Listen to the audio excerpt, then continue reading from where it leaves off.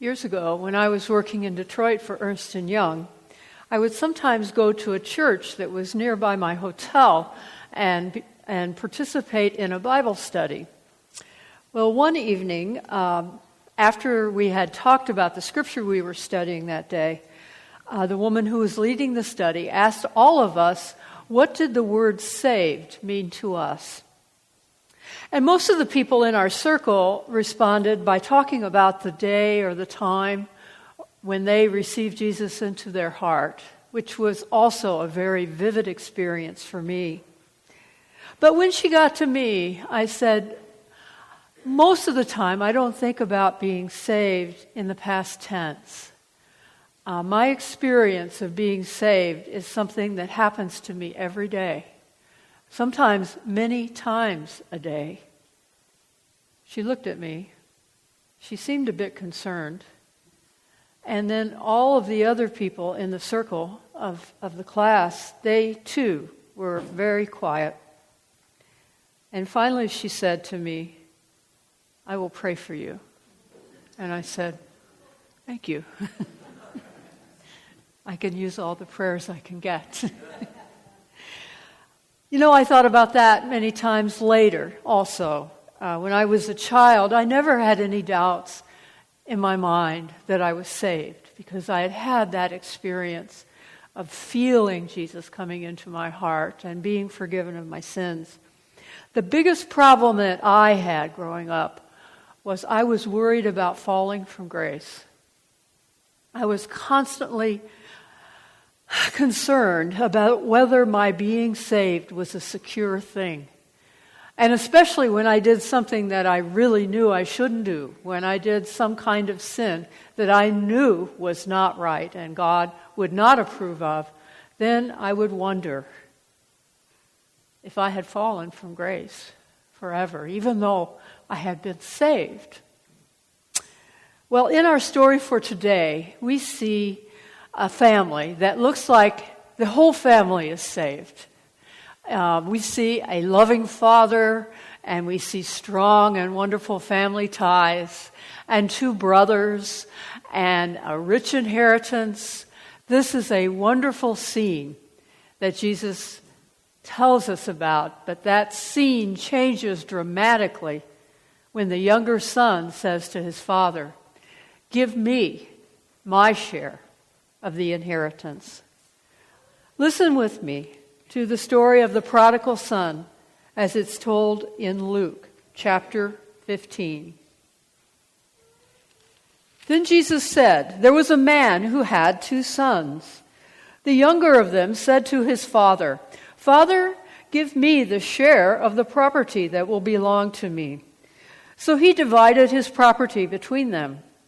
A few days later, the younger son gathered all that he had and traveled to a distant country, and there he squandered his property in dissolute living. When he had spent everything, a severe famine took place throughout the country, and he began to be in need. So he went and he hired himself out to one of the citizens of that country, who sent him to his fields to feed the pigs.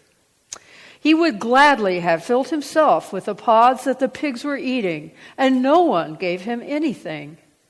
But when he came to himself, he said, how many of my father's hired hands have bread enough and to spare, but here I am dying of hunger. I will get up and I will go to my father, and I will say to him, Father, I have sinned against heaven and before you. I am no longer worthy to be called your son. Treat me like one of your hired hands. So he set off, and he went to his father. But while he was still far off, his father saw him and was filled with compassion. And he ran and he put his arms around him and kissed him. And then the son said to him, Father, I have sinned against heaven and before you. I am no longer worthy to be called your son. But the father said to his slaves, quickly, bring out a robe, the best one, and put it on him. Put a ring on his finger and sandals on his feet. And get the fatted calf and kill it, and let us eat and celebrate. For this son of mine was dead and is alive again. He was lost and is found." And they began to celebrate. Now the elder son was in the field, and when he came and approached the house, he heard the music and the dancing. He called one of the slaves and asked what was going on. He replied, "Your brother has come, and your father has killed the fatted calf, because he has got him back safe and sound." And then he became angry, and he refused to go in. His father came out and began to plead with him.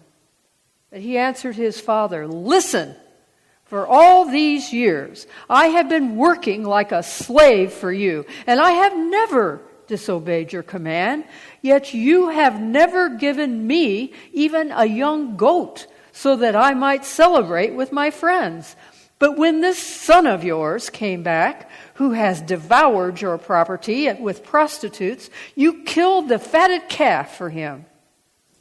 Then the father said to him, "Son, you are always with me, and all that is mine is yours.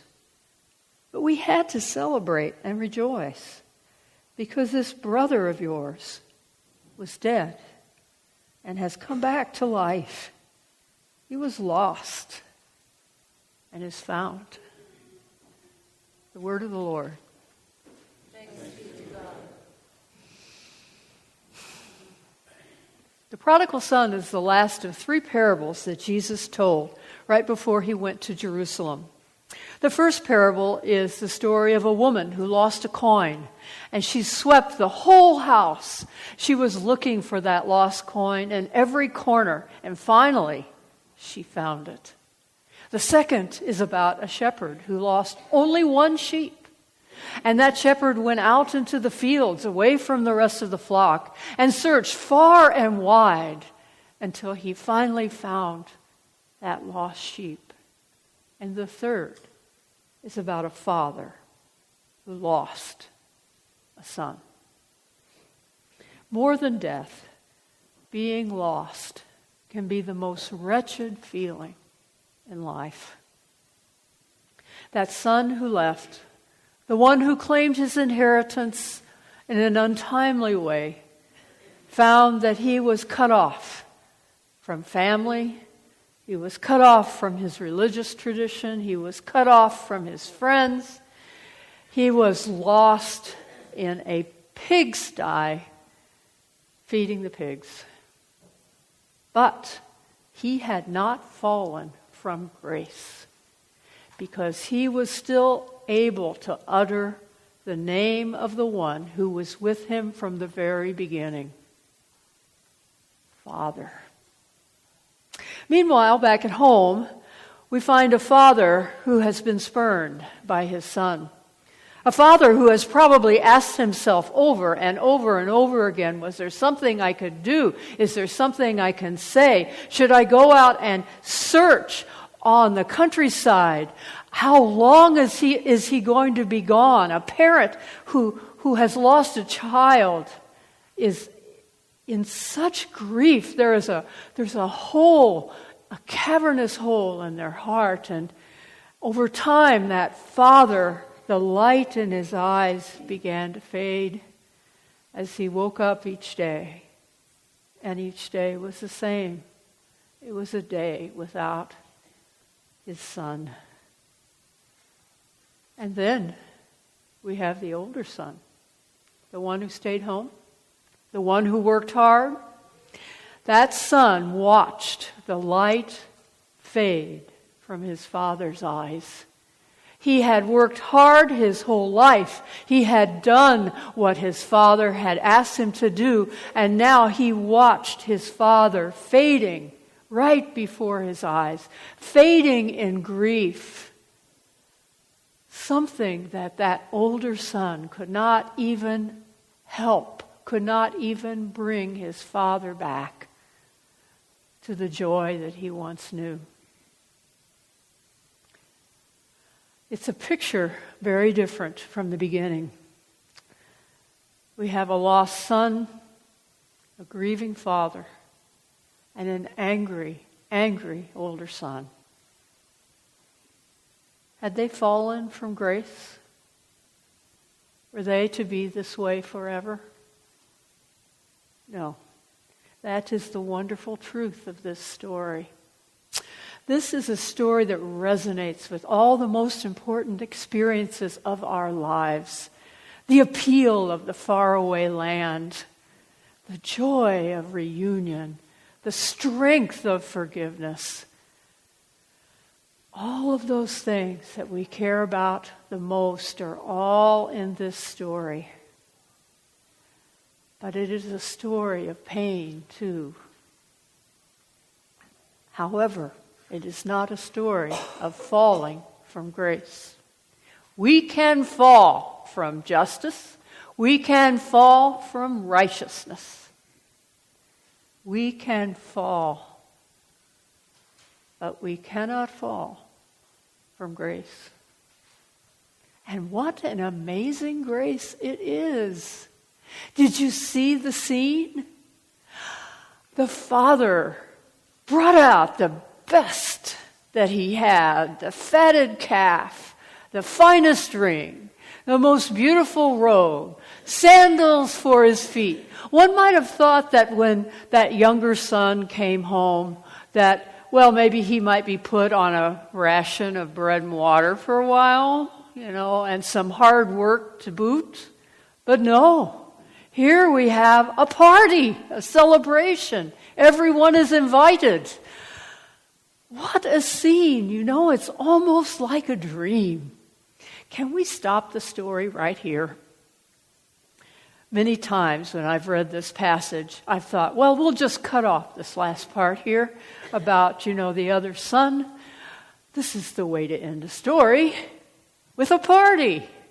But Luke's story does not stop there.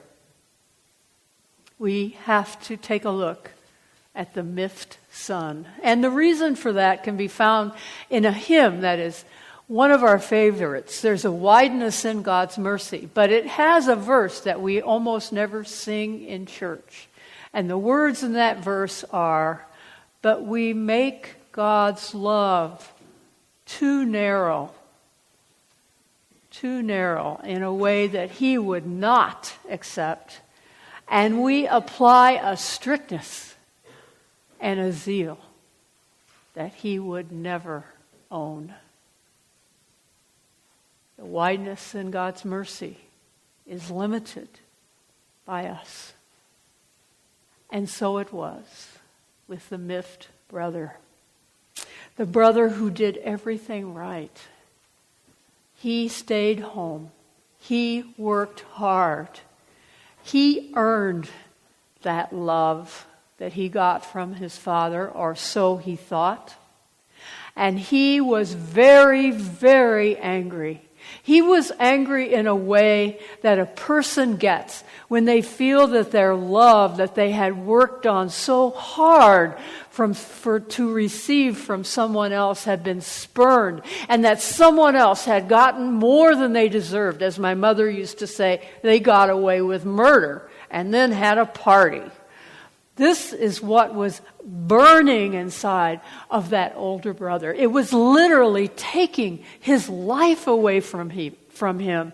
These are the feelings he had when he said to his father, "That son," notice he doesn't say my brother, "that son of yours squandered your inheritance, and you are giving him a celebration with a fatted calf? You never even gave a little party for me. I never even got a small goat of celebration."